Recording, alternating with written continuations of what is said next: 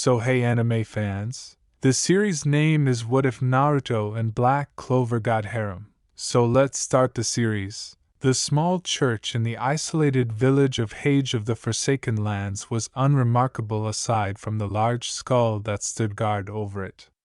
Other than that, the church was unremarkable, save for the 3 baskets that were placed on the doorstep.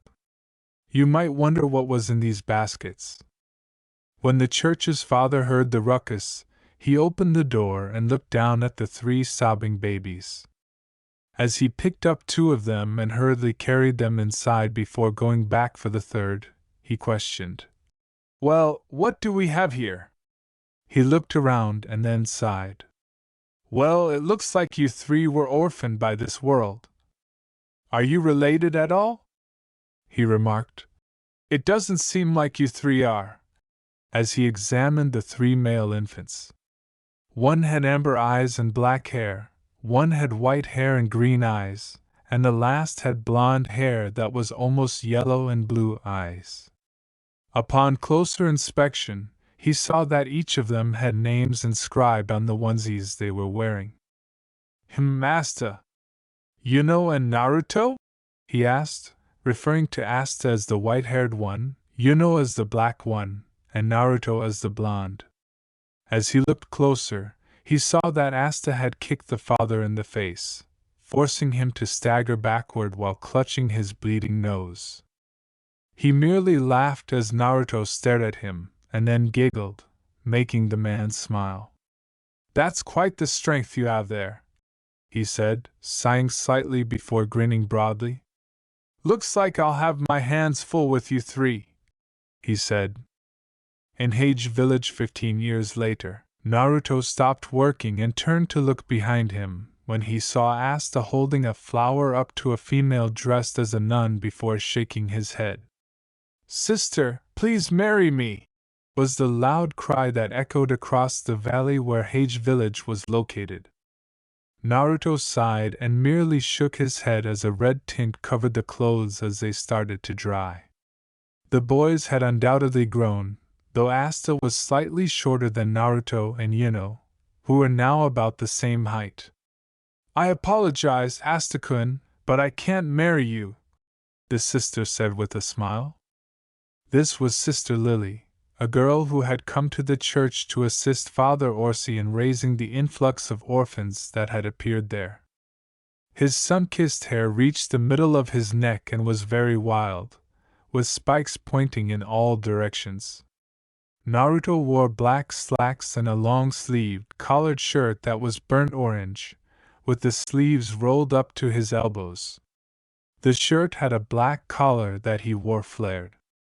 Asta wore a dark blue jacket with sleeves that only reached his elbows, a pair of matching shorts with stitch marks on the left side, pants that hung just below his knees, shoes made of 2 different fabrics, the parts covering his ankles, the soles the same color as his jacket and pants, the parts covering his toes are white, and a vertical stitch mark runs from the bridge to his toes. Asta was short and very muscular, with green eyes and messy ash blonde hair with bangs in front of his forehead, and a single strand sticking upward from the middle of his head. He wears a black headband to keep his hair in place. Yuno is an average-height young man with amber eyes, a lean build, and untidy black hair. He is dressed in a pitch-black shirt with a high collar and long sleeves, with brown leather covering the wrists and upper arms. He is wearing light brown pants that are cut below his knees, with 2 brown belts that cross each other around his waist. He also has on dark socks and boots. As he folded the clothes and placed them in a basket, Naruto remarked, "Looks like Asta is back to his old habits this morning, Annie, you know?" Asta didn't seem to accept no before Sister Lily had enough and accidentally slammed the young adolescent into the ground with a fist of water. "Asta, that's enough," Yuno said in a monotone, glaring at the teenager. Asta gritted his teeth and glared back. As he ran to assist with the clothes, Asta exclaimed, Just because you can use magic it makes you feel so special. Well, I'm going to become the Wizard King. The boy turned on his heel and ran to the front of the house to chop some wood, only to discover that Yuno had already done so. Yuno casually put the wood down and stated, "Face it, Asta, I'm just better than you." Yuno shrugged, but Asta yelled, "Why do you always butt into my business?" He answered, "Because I find you annoying," while Naruto sighed. Naruto mocked, "We get it, lovebirds just kiss and make up already." As he fired a tiny fire broke out in the tiny stove that Sister Lily used for cooking. Everyone but Naruto and Lily laughed when he yelled, "Just you watch, Naruto. You know I'm going to get the greatest grimoire there is and become the Wizard King." Stars formed in Asta's eyes as he considered all the awesome magic he could be able to perform. "Maybe when you do get your grimoire you'll be able to use magic," Lily mused out loud. Naruto informed the lad, who smiled at the teenager nodding, "Don't get too into yourself just yet, Asta. There are still a few months until we even get our grimoires." Before rushing away, he exclaimed, "In the meantime, I'm going to train my body so I'm ready." This made the teenager smile and shake his head at the lad's antics. "Do you honestly believe Asta can become a magic knight, let alone the Wizard King, Naruto-ni?" This was Nash, one of Naruto's foster brothers from the church. A young boy with brown hair and purple eyes inquired. Naruto glanced at the youngster, and then back at Asta, a big smile spreading across his face. He remarked, kneeling in front of the tiny child and lovingly stroking his hair, "Of course I do, otherwise he wouldn't be worthy of the title of mine and Yuno's rivals." As Nash sighed and turned his head away in contemplation, he replied, "Just watch Nash. Me, Asta, and Yuno will work hard to become magic knights." The months leading up to the grimoire acceptance ceremony flew by as the three teenagers readied themselves to get their own grimoires. Every 15-year-old in the neighborhood gathered around the tower that housed numerous grimoires, which Asta gazed at with wonder. Naruto merely gazed around the tower, taking in the numerous books, while Yuno appeared uninterested. As a guy in ancient wizard robes descended on a carpet landing in front of the gathered audience, a voice said, "Welcome all of those who have come for your grimoires. I wish you the best of luck and hope one day one of you shall become the Wizard King." "Really? No one from this area has accomplished anything noteworthy, so please, one of you become the Wizard King." A bright light flared from all the volumes as they started to drift down towards the assembled gathering, and the guy pleaded as he coughed into his palm, "And with that I congratulate you all on the grimoires that have chosen you," he added. "My awesome grimoire has arrived," Asta yelled while posing and waiting for his book to approach him. Each person in the room received a grimoire, which varied in size, shape, and book cover. But the child never received one, and his smile turned to a scowl. Naruto also stared at the youngster with a deep frown forming for his buddy and rival, and he saw a look of concern for the boy they had grown up with. As everyone celebrated, the orphans watched the boy's dream begin to be destroyed before their very eyes. Naruto's own grimoire had a red cover, and everyone eyed it closely before becoming shocked to see another four-leaf clover on the cover. Naruto's eyes narrowed slightly, though, as he noticed what appeared to be a second cover within his grimoire.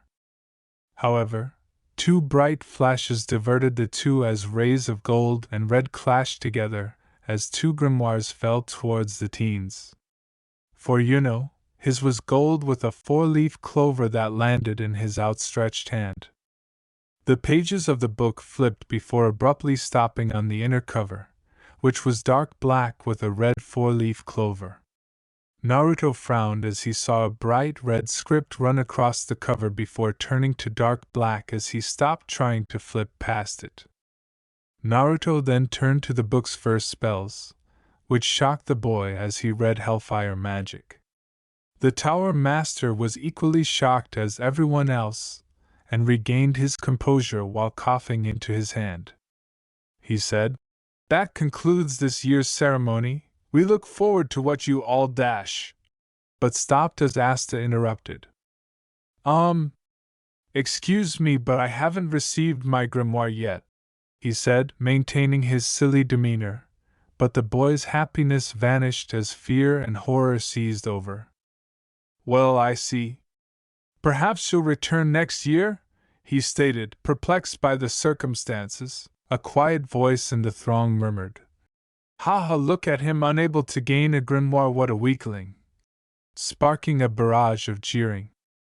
"You know, Naruto, I'll get stronger and ascend to the position of Wizard King," he yelled. "You two are my rivals." And the audience became silent before erupting in laughter. As the laughter intensified, he yelled, and Asta just gritted his teeth before pirouetting and sprinting out of the hallway. "Asta dash," Naruto started, but a hand landed on his shoulder. He turned to see Yuno just shake his head, and he sighed. He saw a shadowy figure closely observe the two, but dismissed it as part of their grimoires. Following the ceremony, Naruto and Yuno left the hall together with the intention of going back to the church, but two more affluent teenagers were in front of them. "Yuno and Naruto? I think those grimoires belong to us, not some mere orphans," the pair's obvious leader said, continuing to extend out his hand. Naruto and Yuno exchanged glances before Naruto burst out laughing. "Why is the hand there? Do you believe that we will simply give our grimoires to you?" The teenager stared at him as he asked. He bluffed. "Well, obviously we are royalty after all." Which made Naruto chuckle even more as his power seized his grimoire, and the pages started to turn.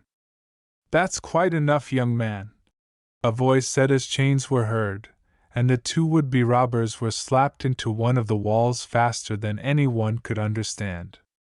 Naruto turned to face their helper and thought he saw the same shabby man, who had a lean build, long black hair that was messy and wavy, and a burn mark on the left side of his face. He wore a black full-body suit with two belts, and he also carried a pouch strapped around his right thigh.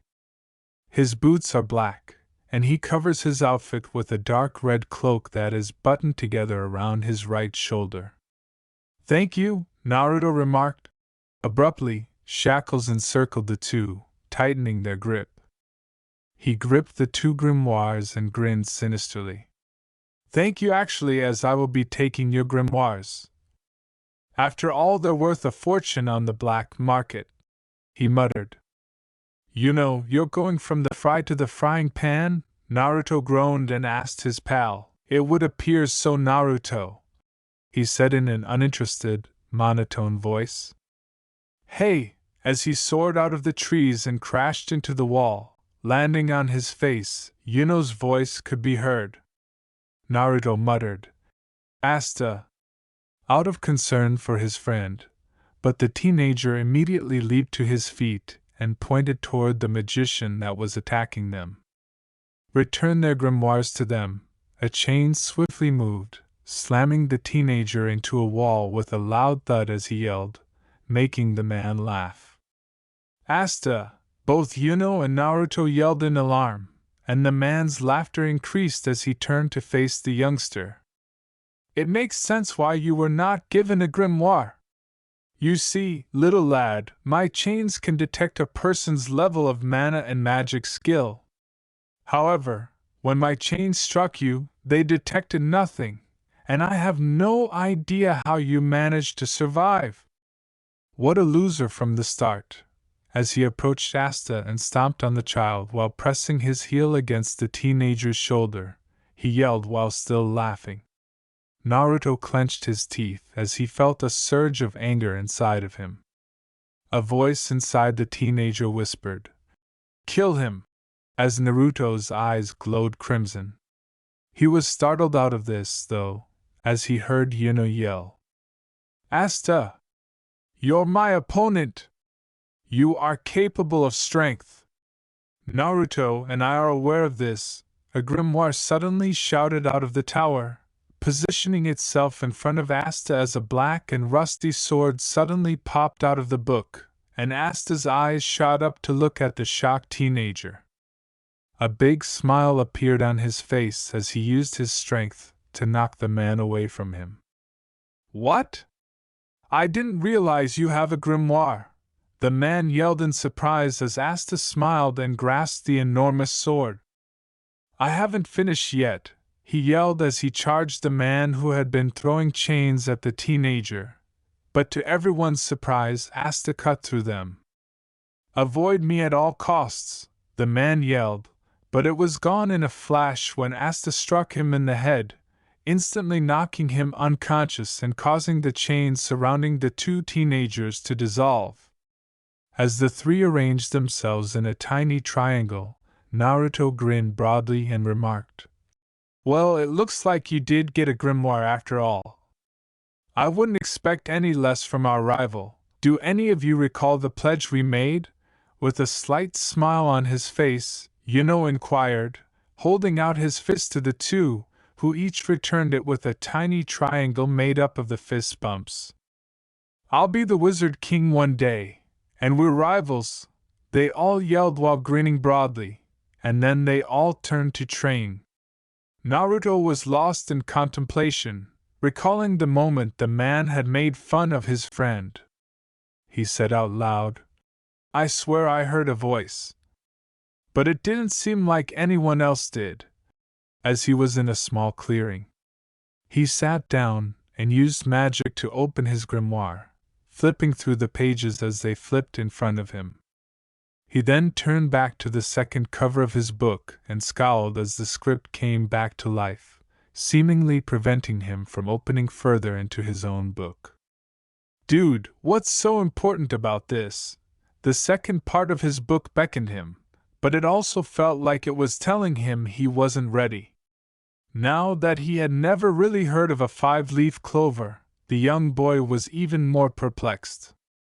He shouted to no one while rubbing his hair in frustration and confusion at the fact that he couldn't even access parts of his own grimoire. "I suppose I ought to practice my new magic." Excitedly, he rose up and held out his hand before returning to the spells that had been used thus far. Hellfire magic, running foxes? As dark red flames took the shape of a fox and ran off towards a tree, exploding on contact, Naruto whispered to himself, activating the magic. The fire instantly climbed up the tree as it collapsed over rapidly, rising in flames. That's fantastic." As he turned to the following page, he said, "Hellfire magic, giant fireball," as he made a giant, dark red fireball in his hands and threw it at a bunch of trees, he stated with a big smile. The trees swiftly caught fire, and Naruto watched in wonder as the flames carved a trail of destruction, feeling the heat even from 50 feet away. "That's what kind of magic?" He heard a shout and turned to see a tall, middle-aged man with short, untidy blonde hair and purple eyes, though it was hard to tell because of the stars in his eyes. There was a blue six-pointed star on the left side of his forehead, and he was wearing a white shirt with a high collar and black fur at the end.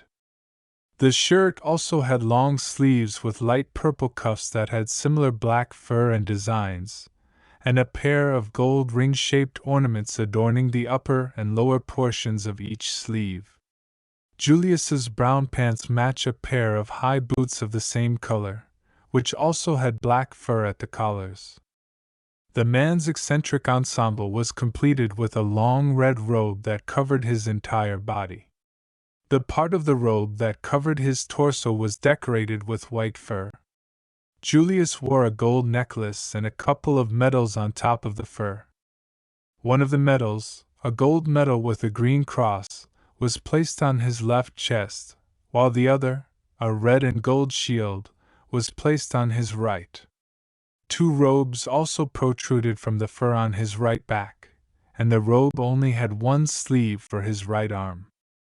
Ah, the flames of hellfire? Naruto muttered, perplexed as to why the relatively wealthy man had shown such interest in his magic or why he was there at all. The man watched in wonder at the usage of flame magic before seeing something odd. Pardon me, but would you kindly open your grimoire to the second cover? Interesting. It's like there's another grimoire inside your grimoire, he inquired, as Naruto kept staring at the man, perplexed that he had never introduced himself, but shrugged nonetheless, opening to that page. With amazement, he said, "Yeah? However, I am unable to open it at all," he informed the man who was scowling at the script. Interesting. Oh, I didn't say hello.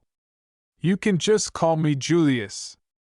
My name is Asta, he said to the child, who gave the man a quick glance before shrugging. I am the upcoming Wizard King, Naruto, he said to the man, who was surprised by the statement yet had a tiny smile on his face. He placed a hand on the boy's shoulder and smiled softly, saying, "Is that true, Naruto-kun? I hope you strive hard to achieve this goal, and join the magic knights of this kingdom. Tell you what, Naruto-kun? You have a very unusual sort of magic. Why don't I help you train it?" While Naruto sulked at the offer, the man made one. "Yes. Why, that couldn't hurt is beyond me." With a gentle smile of his own, Naruto remarked, and stars appeared in the man's eyes once more. "I am very excited. I'll see Naruto-kun here once more in a week." To the boy's surprise, he reportedly teleported away as he stated, "I look forward to learning more about your magic." As he excitedly started to leave. Looking back at his flames, they seemed to pique Naruto's interest because they kept burning until their fuel supply was entirely depleted. "I guess I'll have to ask Julius-sensei about that later." A week went by rather quickly as Naruto continued to train alone, still unable to get past the second cover, but he kept practicing his magic in an attempt to master his 2 spells.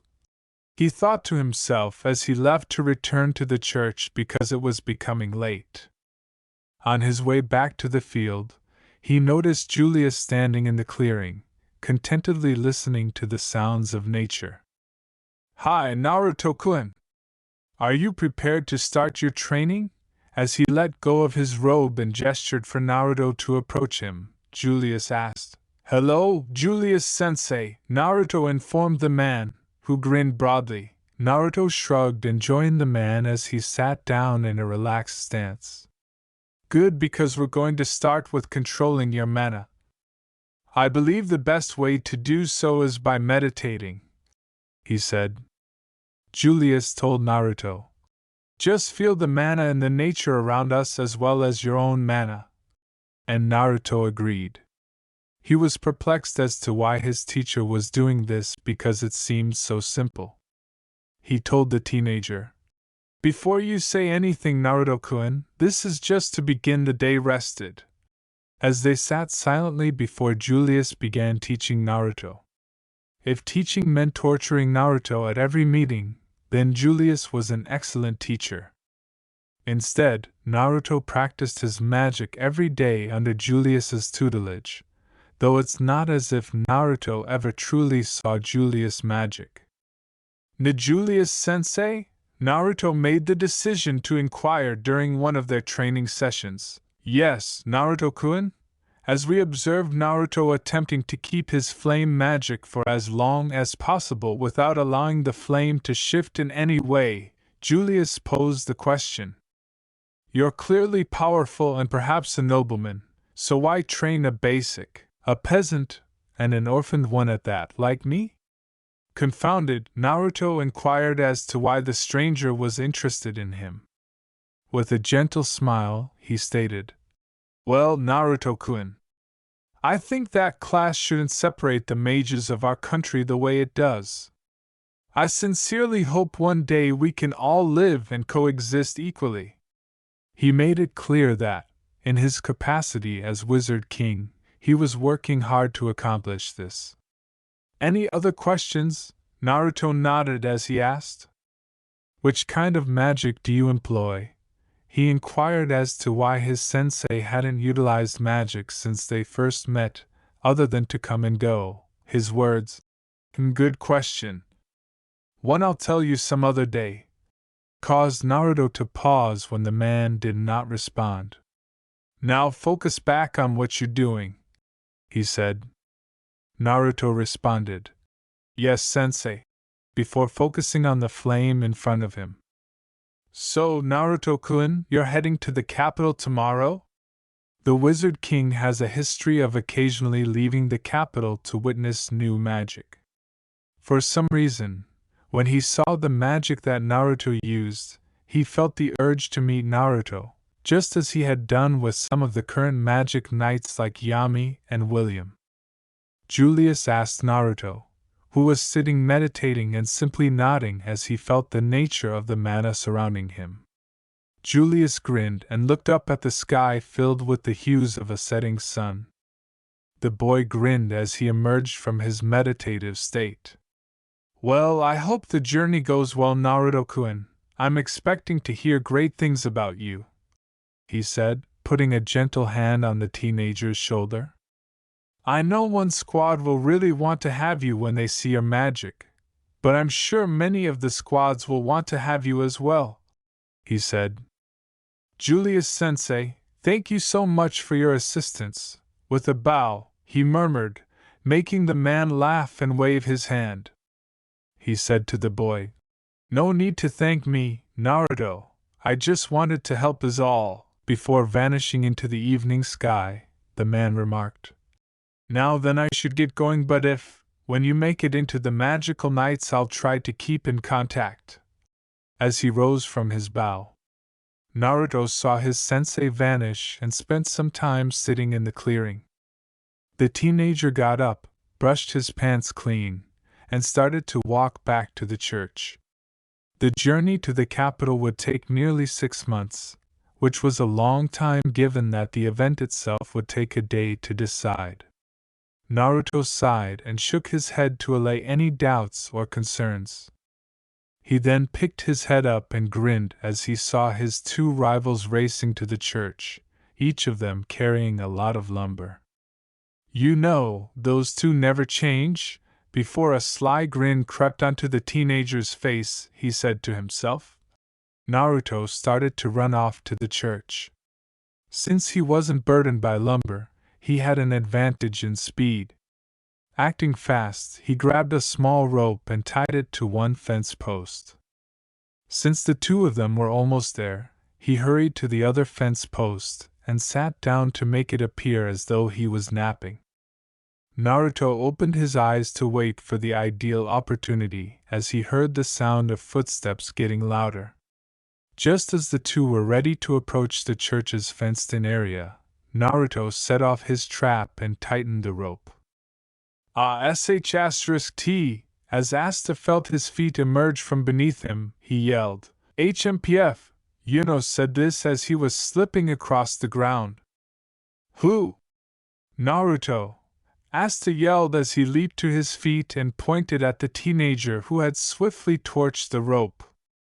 Yuno, for his part, just got to his feet and glared at the teenager who had the grace to turn to face the two sheepishly. "What? Both of you stumbled. Am I correct, Nash?" Being the only other person present, Naruto inquired. Upon realizing his alternatives, Nash nodded rapidly. Naruto winked at him as the two turned away from him. "Yeah, you know ni. Asta, you guys just tripped," he muttered. Asta told Yuno, "Whatever, it doesn't matter, I still won." And Yuno shook his head. He said, I doubt that. To the teenager who scowled at the boy. Naruto scratched his cheek and muttered. Now that I think about it, I think Yuno did fall first. Asta trembled and turned to face his second opponent before turning to face the church. I can still sense it was first to the church, Asta started, but Yuno used wind magic to topple him. That's enough from you, Yuno said to the boy as he entered the church, which made Naruto and the other orphans laugh. Asta got up and gave Naruto a stern look before he started laughing too. Soon, the other orphans, excluding Yuno, joined in the joyful laughter. Everyone gathered around the dinner table to eat some of the cheapest food available in Hage village, which Father Orsi religiously purchased. One such item was the tato, a huge, dry, and bland potato that could be used to make a variety of recipes to feed the church's vast orphan family. You two will excel in the Magic Night selections, Naruto and Yuno, and Asta, you always have a place to come home to. With tears welling up in his eyes, Father Orsi spoke to the youngsters. I'm grateful, Dad. As Yuno and Naruto ate more slowly, Asta said in between bites. Naruto smiled softly before reclining and stretching with a lengthy yawn. We'll make sure to write as much as we can, Naruto said to the father, who started to cry upon seeing the three boys he had reared all grown up. Naruto took his place in the pile, rapidly succumbing to his sleep. I'm tired, so I'm gonna head to sleep, he said to everyone as he got up and walked into the church's main hall. Boy, Naruto woke up startled, but he wasn't in the church, but he appeared to be a sewer, Naruto thought. What the devil? He exclaimed out loud as he pushed himself up and observed that the water had not left any markings where it should have. While walking in silence, Naruto heard the splashing of water but felt no water. As he entered a large hall, he saw what appeared to be a cage holding back a large creature of fire, which for some reason had 9 swishing tails and resembled a fox with rabbit ears. Come find me, Naruto heard as he looked in all directions, but his instinct told him that there was only one way to go. Hey! When Naruto saw the thing in front of him, he cried out in confusion. Hey! Bahaha! That's all you can do while you're in front of the powerful Kyuubi no Kitsune. The kid was nearly deafened by the thunderous voice and chuckle of the now-named Kyuubi. Well, I suppose so. Naruto scratched the back of his head in bewilderment and remarked, I've never really heard of you. Kyuubi gazed at the teenager and remarked, Interesting, I suppose my fame has begun to fade from the human and elf world. So you are my container in this generation? Your container? Naruto inquired bewilderedly. Yes, boy, every generation or so someone receives my grimoire within their own. The specific aren't necessary at the moment. Just know you now represent me and I demand that you represent me with strength. The Kyuubi replied as it rested its head on the within the cage. For now you know I exist and that's all you need for now. As the Kyuubi's eyes opened, and it rose to its full height on its paws, towering above Naruto, Naruto questioned. But surely this is some sort of symbiotic relationship, right? Do I gain any power from you or you me? With every word, the beast spit out hateful words. Is that all you care about, boy? Power? Have humans not changed at all? In an attempt to defuse the situation, Naruto waved his hands and said, No, of course not. I'm just trying to understand how all this works is all. I mean, I want to become powerful to become the Wizard King. But that's only because I want to protect everyone in this kingdom, he said resolutely, not realizing he had filled his voice. After a long moment of staring at Naruto, the Kyuubi put down again. After telling the teenager, We have nothing more to discuss for now, begone. He waved one of its tails and pushed Naruto out of the dimension he was in. Naruto woke up startled, his heart thumping and his body drenched in sweat. "Naruto-ni?" asked Aruru, the youngest foster sister who seemed to have cuddled up to her elder brother figure. Naruto calmed his breath and wiped away his perspiration before grinning broadly at the girl as usual. He got up and ruffled her head before heading outside into the cool early morning air. Naruto took a long breath and exhaled a puff of mist before starting to wander aimlessly. "I'm fine, Aruru, go back to sleep, I just need to go for a walk is all," he said her. Then, as he kept walking, the questions came pouring in. Why him? How would this affect his chances of becoming a knight? Was he merely the Kyuubi's manifestation? He shook his head after taking another long breath. Naruto said to the world that was still asleep, "I'm Naruto, and I'm going to become the next Wizard King Dadabayo. Nothing will change me," he concluded, taking a big breath as his trademark smile reappeared. He said, "Just because I have some fuzzball in my grimoire doesn't mean anything," as he turned to head back to the church. He smiled as he looked at the sun and realized that it was almost time for the small group to start, and when he got there, he saw Yuno and Asta waiting for him outside. As Asta leaped from one foot to another and Yuno rolled his eyes, Naruto said, "Hey guys, I apologize. I was just getting my legs ready for the long journey." Yuno told him, "Whatever, just don't slow us down," as they started to go. "Good luck, everyone!" exclaimed Father Oris. Sister Lily also yelled, "Stay safe!" and waved to the group. Asta yelled, "Let's get there quickly!" as he ran ahead. Asta gave a little humph before he started to follow the teenager. Naruto groaned, realizing he couldn't be left behind, and started to run close behind the two. After what seemed like hours of running, they finally slowed down and came to a stop, with everyone gasping for air. Asta abruptly said, "Not yet!" as he began to run again. "Asta!" Naruto exclaimed, then sighed and ran after the teenager again. They eventually ran out of energy and crashed in a mountain pass, where they were all unable to run any farther. Asta said, "Not yet!" as he was about to stand up again when Yuno, who was sitting on a rock, grabbed the back of his shirt and Naruto, who was lying face down in the mud, grabbed his ankle. Naruto muttered, "No more Asta, we need to rest, we have almost 2 months of travel ahead of us," as he faced the ground. Before all the teenagers' tummies complained, Yuno told Asta, "Naruto is right, we can't keep up this pace all the way to the capital," and Asta sighed before he slumped down on the ground. They all looked at one another and chuckled as they looked for food.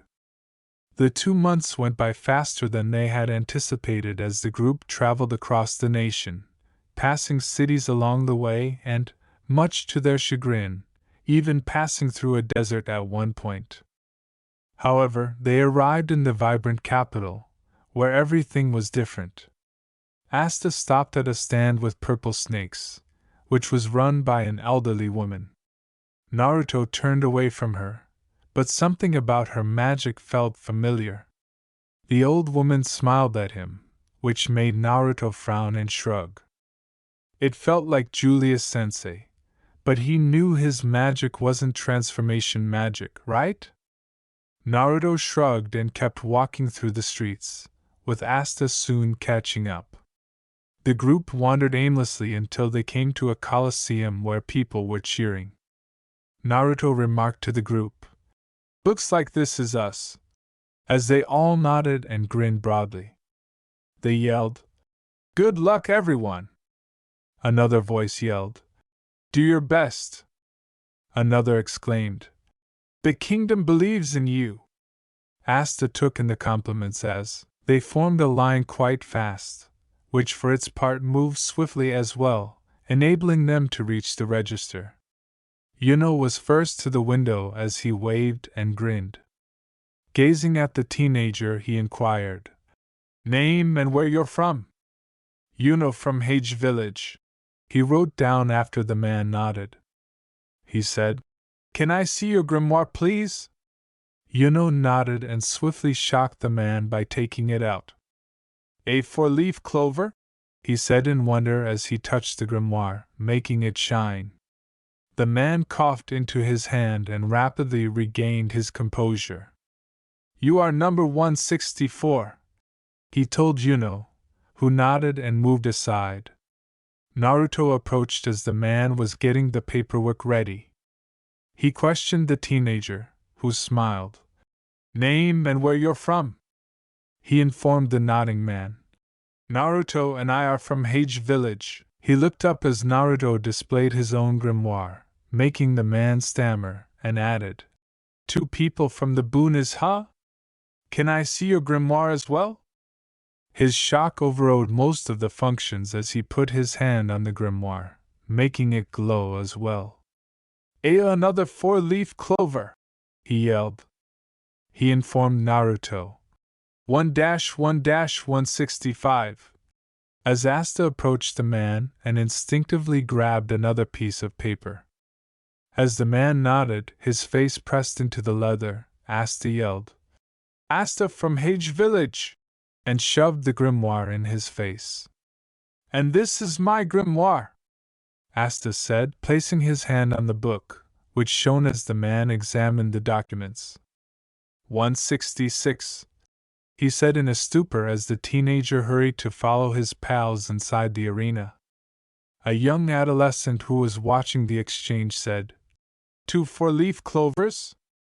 And both from peasants in the boonies? Unsettling fuha." He gazed at Asta, sensing that the youngster had any magical abilities, and a sly smile appeared on his face as a thought crossed his mind. Asta exclaimed, "This is so cool!" as she surveyed the expansive arena, which was teeming with aspirants for magic knights. Naruto was equally awed, but Yuno appeared unconcerned with their surroundings. Naruto said to his stoic brother, "Surely you must feel something about this all." He just shrugged, and Naruto sighed as he looked around. Suddenly, a large flock of birds descended on the arena, bothering almost everyone there. Well, almost everyone except Yuno and Naruto, who were unconcerned. Naruto held up a hand and questioned, "What's the deal with these guys?" But the nearest birds swiftly fluttered away. As the two turned to face Asta, who was being picked at by the birds, Yuno stated, "From what I've heard, these birds can detect magic and stay away from high amounts of magic power."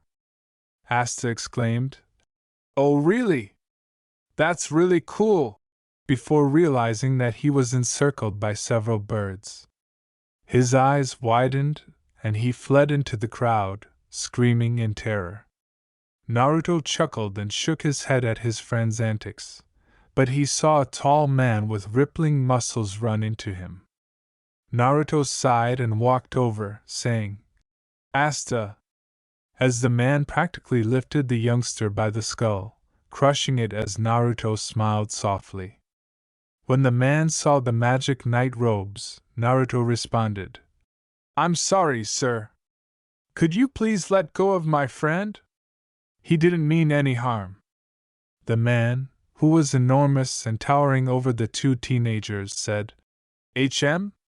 This brat ran into me and mouthed off to me. I'm just teaching him a lesson is all." He had gray eyes and medium-length black hair that was messily combed backward, making it stick outwards. He also had a beard and stubble mustache. His outfit was very basic, consisting of a black A-shirt and black trousers, which were only held up by a belt around his waist. He wore another pair of belts, one of which he uses to carry his grimoire. Finally, he wore black high boots that covered the majority of his calves. Additionally, he wore a black banner with the squad's symbol on it. It was tied to his left shoulder by 2 threads and hung over his right shoulder. The banner's ends were frayed, as if it had been torn from a larger banner. Naruto overheard a rumor among the growing gathering. "That's Yami Sukahiro, captain of the Black Bulls." Naruto placed a hand on the man's wrist and squeezed firmly, as dark red flames formed around his shoulder. "I understand that Sir Asta is a bit of a troublemaker," he murmured. "But I would appreciate it if you let him go," he added. The flames rushed ahead as Yami gazed at Naruto, smoke rising from his cigarette, and his eyes seemed to appreciate the boy. Before they could say or do anything else, a loud voice caught their attention. Naruto's smile vanished as his eyes formed a glare. "Please calm down so we may begin the Magic Knight selection," a voice said as Yami dropped the teenager and left. 8 figures emerged from the hallway, all of them hushed as they stared at the powerful source of mana. At the head of the procession was a man with a lean build and average height. He had purple eyes that were visible, but he was wearing a very elaborate mask that doubled as a mask. The mask was made up of 2 white feathers that protruded on the left side and a red border outline on the right eye hole, with 2 lines protruding on the top and bottom halves, while the left eye hole had the same design, but it was white with slightly longer lines. He was wearing a gold Magic Knight squad robe that covered his torso.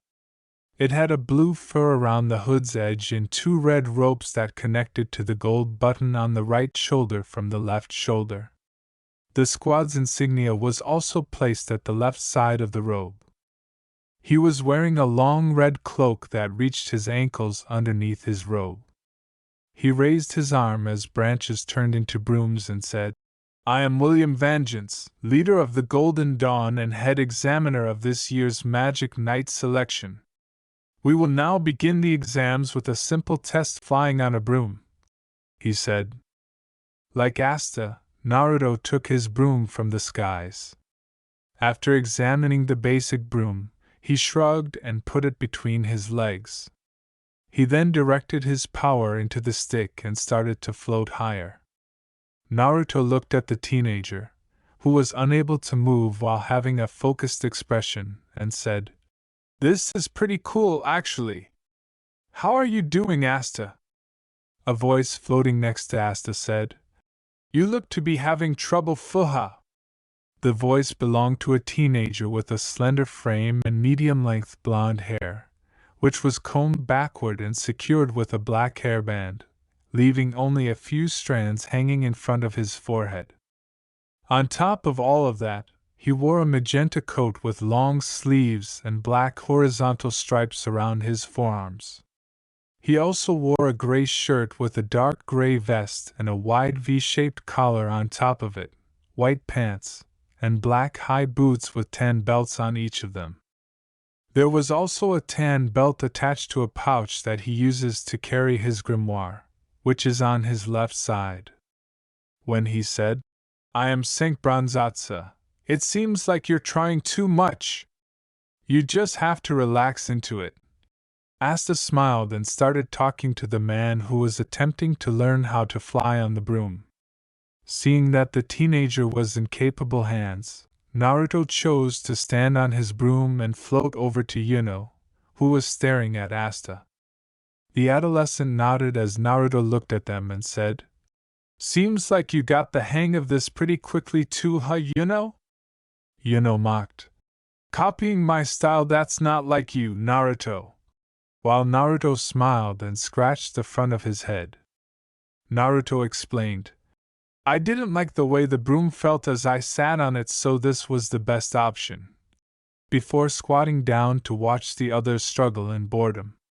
He looked at the Magic Knight captains, who all stared at him and Yuno with interest.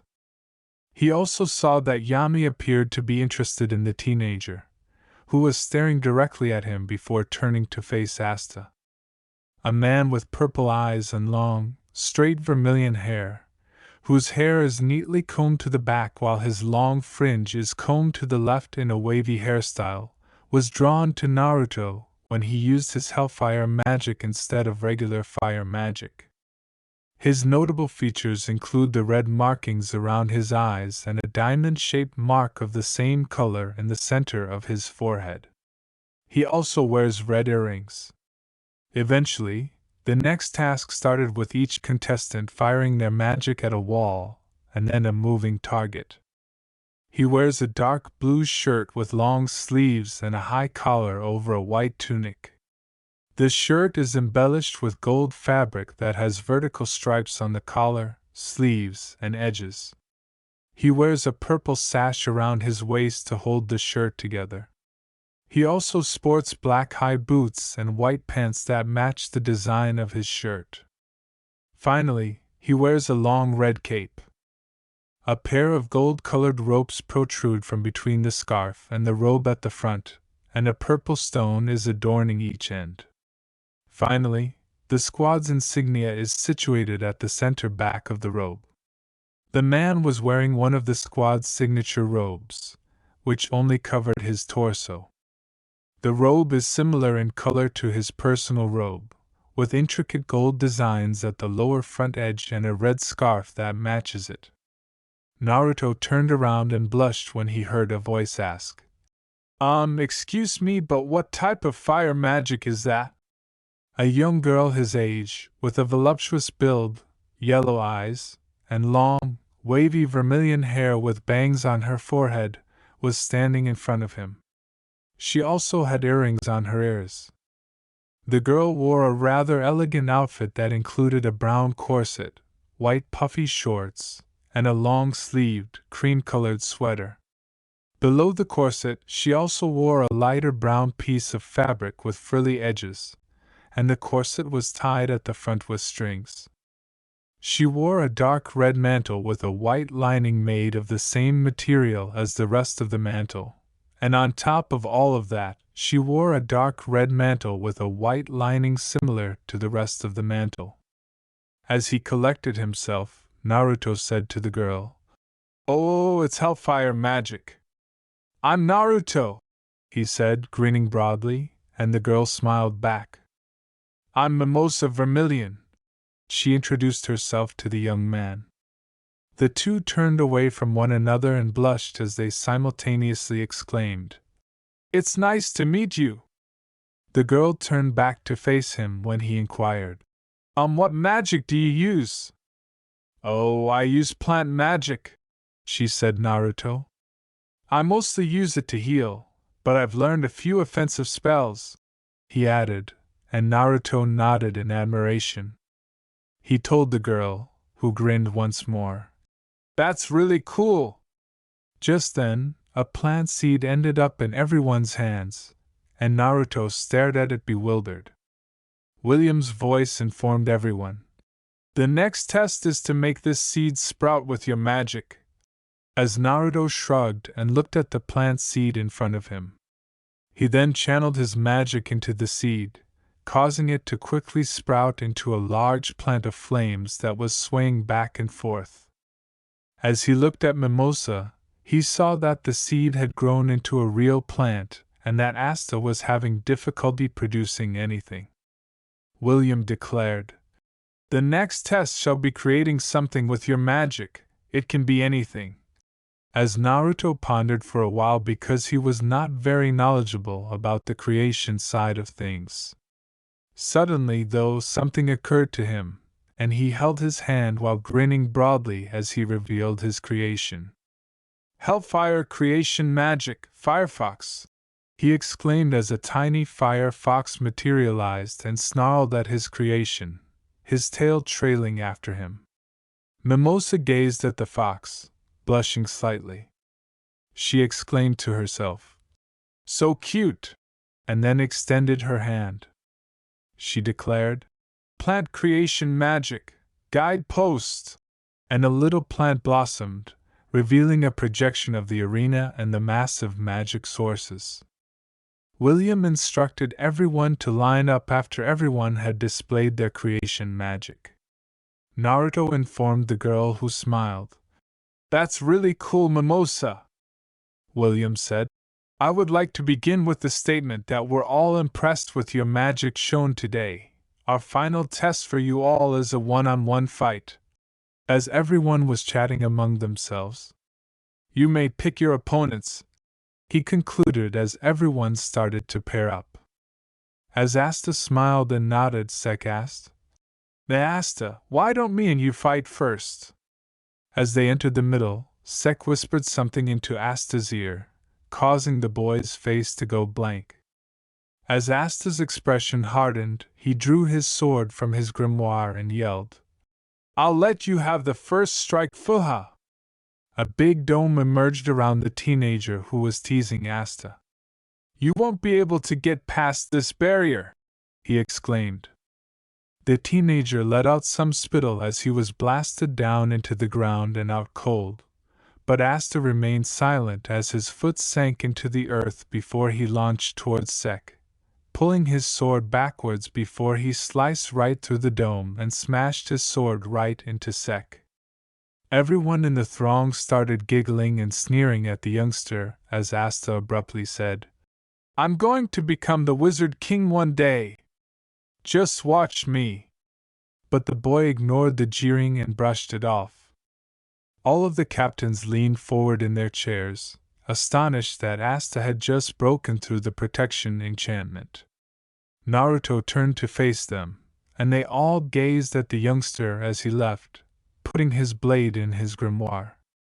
A teenager behind Naruto said, Excuse me, I would like to fight you, which made the teen turn to face him. He was a simple man with brown hair and brown eyes, but his attire demonstrated his class. He wore a flowing silver robe over a long-sleeved white shirt, black pants, and knee-high boots. After all, you a peasant have been speaking with royalty this entire time, he said, mostly to himself. Ah, sure? He asked, perplexed by the royalty part, and he started to enter the ring without noticing the man winking at Mimosa. The girl gave the adolescent a disgusted look as he stood there staring at the youngster who had replaced him in front of the blonde. A wizard knight in a cloak exclaimed, Begin! With his grimoire shooting up and flipping open, the teen screamed, How dare a peasant like you talk to royalty like Mimosa? I will win this fight in her heart. Naruto's hair fell over his eyes, obscuring them, but his face was filled with disdain. His grimoire opened and he flipped to one of the spells he had learned himself. So Mimosa is just an object to be fought over? You disgust me, he remarked bluntly. As ice spears rose from the ground toward Naruto, who had yet to react, the teenager said, Ice magic! Ice spears! Mimosa exclaimed, Naruto! Because she thought Naruto wouldn't react. Asta and Yuno watched in horror, but their dread was replaced by awe when Naruto's face lifted and it appeared as though fire had filled his eyes. Forming behind him resembled a dark red fox of fire that towered over the blonde. Naruto exclaimed, Hellfire magic! Roar of the fox! As the fox appeared to roar with the sound of fire as it rushed forward, demolishing the spikes, and the youngster stared at it in terror. The fox nearly struck the boy, but instead smacked him with a paw, knocking him out. The wizard declared, Winner Naruto of Hage, as healers hurried out to take the burned teenager to the arena's quarters. Naruto turned to face the captains, who all gazed at the teen in wonder at the strength he shown. Mimosa gazed at the teenager in wonder as Naruto pivoted on his heel and reclaimed his position. He looked embarrassed as he said, Sorry to worry you like that, after hearing her yell, which made the girl flush. She said to the teenager, Oh, you're fine, Naruto. A few more fights ensued, with Yuno eventually taking on another nobleman who sought to put the peasant in his place. Yuno, however, dealt with the teens swiftly, defeating him nearly immediately after the fight started.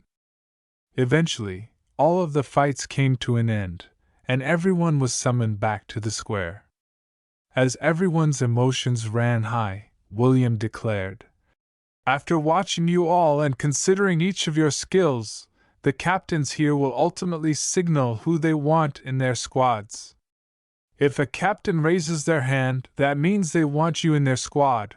If multiple captains raise their hands, you will decide which squad you want to join." As he studied the captains closely, the event writer said, "Number 1, please step forward. All those that would like this mage in their squad raise their hand," he said. However, none of them did. As the scribe declared, "No hands for number 1, number 2, please step forward." The teenager, looking devastated, went back to the crowd. This continued for some time, with very few captains volunteering a seat in their squad. The scribe said, "Number 43, please step forward," as Mimosa smiled at Naruto before moving forward. 2 hands raised from Mimosa, one from William and the other from the man in the red robe. Mimosa carefully examined the hands. She declared, I choose the Golden Dawn." William nodded and gave a modest smile, and Naruto grinned at Mimosa as she moved aside to offer a heartfelt congrats. Naruto then fell asleep until he heard Yuno's number. The scribe said, 164, please step forward." Yuno moved ahead of the crowd as a wave of murmurings passed by. "Please raise your hands if you would like 164 in your squad," the scribe said. Yuno glanced at each squad for a time, and to everyone's surprise, each captain raised their hand. His eyes were filled with resolve as he focused on William. Yuno declared, "I choose the Golden Dawn," and William simply nodded in agreement. "Please raise your hand if you would like 165 in your squad," Naruto said, grinning at Mimosa before moving on and nodding to Yuno as they went by. The captain of what he had discovered was the Crimson Lion's magic felt warm and inviting like flames, and if he joined that squad, he knew he'd have plenty of help with his flame magic. Once more, every captain raised their hand for Naruto, which caused the teenager to scratch the back of his head while he looked at each captain. Yami of the Black Bulls was the last captain who truly caught the teen's attention. The man appeared to like him, and Naruto wasn't sure if that was a good thing yet. The Golden Dawn had only offered 2 spots to 2 mages, that of Yuno and Mimosa. He had to admit that he liked the idea of staying with people he knew. Naruto sighed and put his palm under his chin in a contemplative position, indicating that each squad had its own advantages and paths to success in the world. Yami's voice yelled, "Gaki, we don't have all day." Everyone, including the captains, watched to see which squad the teenager would select.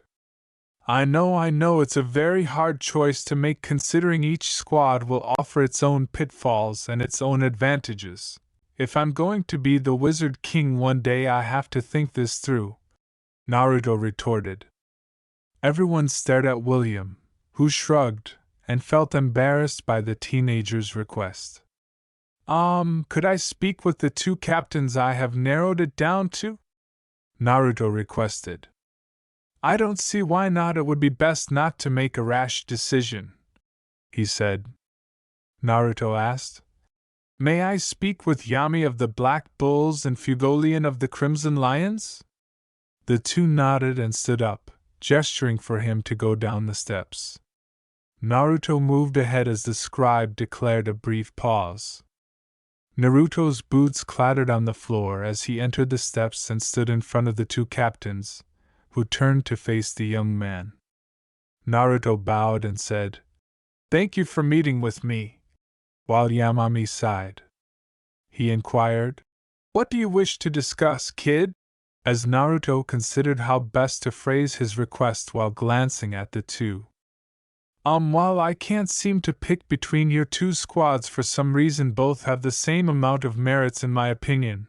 The Black Bulls have been called the worst squad, but that's only due to your destructive nature. However, I've heard you are one of the closest squads out there. Fugolian-sama, I've heard of the reputation of the Crimson Lions being one of the proudest squads out there. I also know, just based on how your magic feels, you would be an excellent teacher for me. He stated to both of them that his argument had merit. The two captains exchanged glances before Yama started to giggle. I would like to join the Black Bulls, but if it was possible, I would like to train with Captain Fugolian whenever possible, he stated with a bow. He eventually exited before turning to face Fugolian. I don't see why not. After all, I only have one member with flame magic, and it's not on the same level as yours. Yami shrugged as Fugolian gave it some thought. I like you, kid. You have guts asking to join one squad while training under another captain. As Yamam considered it for a moment before shrugging, Fugolian said, Although I am disappointed you have chosen not to join my squad, I suppose this is a good compromise. As long as Naruto here can join a few missions here and there with my squad, Yami remarked. Why not? It'd be a good olive branch for our squads. And Naruto grinned at seeing that his plan had apparently worked out well. Welcome to the Black Bulls, kid, Yami murmured, puffing on his cigarette before the two groups turned to depart, Naruto once again standing in front of the captains. Everyone's conversations were quiet as they gazed at Naruto expectantly. Naruto declared, I choose the Black Bulls, as everyone started muttering to themselves. One of the most promising young men of the exams had chosen the worst squad. It was undoubtedly upsetting, but Naruto made the decision. Mimosa gave her own congrats as Naruto returned to the gathering. Like everyone else, she was perplexed. However, I'm surprised you joined the Black Bulls. Surely my cousin would be a better teacher for you? Well, yeah, but I just felt a calling to the Black Bulls. Plus, I managed to convince Fugolian to take me on as a student. He laughed. 166. Please step forward, Asta said with a smile as he moved ahead of the captains. Any offers for 166? The scribe said as the captains all looked at him impassively. Asta's smile vanished as he gritted his teeth in fear. Looking at the teenager as he took another drag on his cigarette, Yami said, If that's your reaction, maybe you weren't as good as I thought? You want to become the Wizard King, it takes more than just swinging a sword. You don't even have any magic, and on top of that no one knows where your power comes from. That makes people not want you, Yami said to the boy with his fist clenched. Before Asta released a powerful magical power that the teenager could not sense, Yami sprung from his chair and declared to the captains, It doesn't matter if I don't have any magic power, I will still become the Wizard King one day. Asta gazed at the man, his mouth gaping as he tightened his hand. This is the power of a captain. Can you still claim that you will become the Wizard King one day? Yami said. Yami started to giggle when Asta yelled, I'll work every day to become stronger till one day I am the Wizard King. I like you, kid. I will let you into my squad, join or die, Yami told the teenager, who was surrounded by a purple aura that scared everyone but Asta. As Naruto grinned at the teenager, Asta exclaimed, Hi! It appeared that he would be with someone he knew after all. By the evening, everyone had been chosen, and those who had been chosen remained in the arena while those who had not were sent out. Before the golden dawn started to fade, Naruto and Mimosa kept conversing and getting to know one another.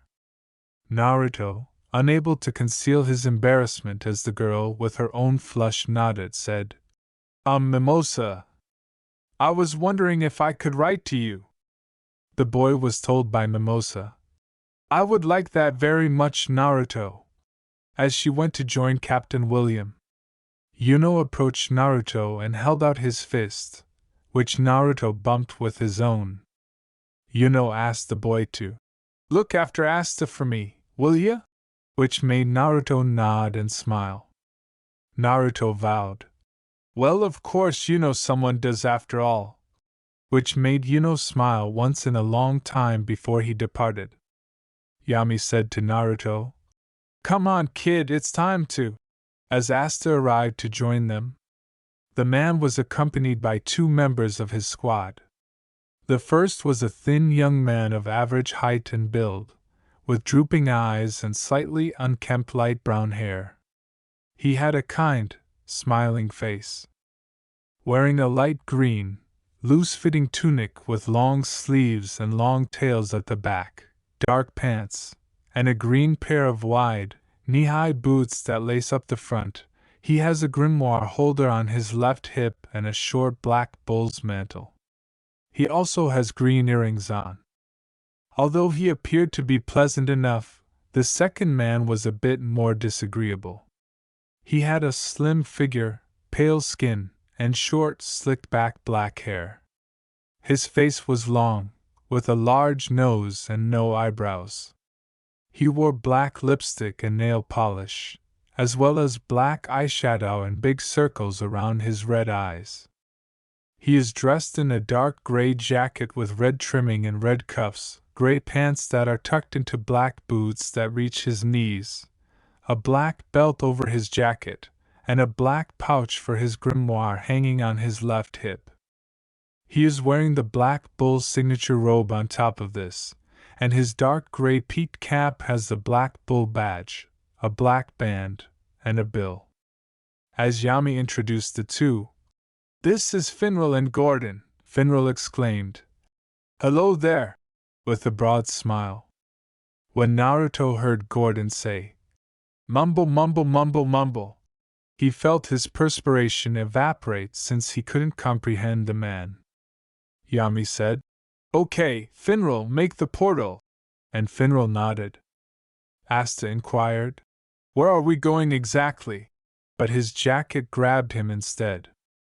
To his resentment, Yami remarked, "No time for questions," and he grabbed up Naruto as well. Suddenly, the two of them were through a gateway in midair as Yami, Gordon, and Finral finally entered. To Asta's amazement, a huge home that nearly resembled a castle without walls stood in front of them. "Welcome to the hideout of the Black Bulls," Yami said to the two as they gazed at their new residence.